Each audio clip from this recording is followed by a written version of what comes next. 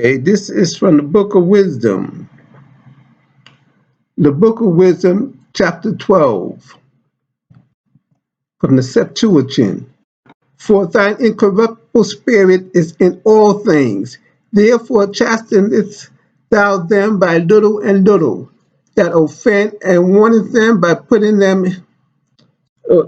chastise them little by little, and warning them by putting them in remembrance wherein they have offended, that leaving their wickedness they may believe on thee, O Lord.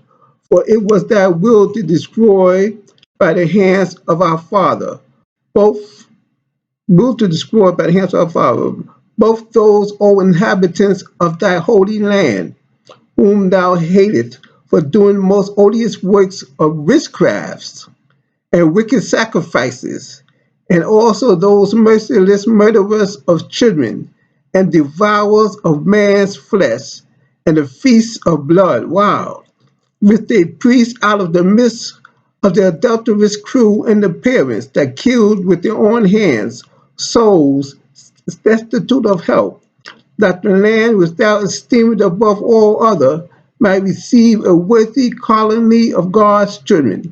Nevertheless, even those thou sparest as men, and didst send wops, forerunners of thine host, to destroy them by little and little. Not that thou wast unable to bring the ungodly under the hand of the righteous in battle, or to destroy them at once with cruel beasts, or with one rough word, but executing thy judgment upon them by little and little. Thou gavest them place of repentance, not being ignorant that they were a naughty generation, and that their malice was bred in them, and that their condemnation would never be changed, for it was a cursed seed from the beginning. Neither did thou, for fear of any man, give them pardon for those things wherein they sinned. For who shall say, what hast thou done? Or who shall withstand thy judgment? Or who shall accuse thee for the nations that perish, whom thou made? Or who shall come to stand against thee, to be revenged for the unrighteous man? For neither is there any God but thou that cares for all, to whom thou mightest show that thy judgment is not unright. Neither shall king or tyrant be able to set his face against thee, for any whom thou hast punished. For so much then as thou art righteous thyself, thou orderest all things righteously, thinking it not agreeable with thy power to condemn him that have not deserved to be punished. For thy power is the beginning of righteousness, and because thou art the Lord of all, it maketh thee to be gracious unto all. But when men will not believe that thou art of a full power, thou showest thy strength, and among them that know it, thou makest their boldness manifest. But thou, mastering thy power, judgest with equity, and orderest us with great favor.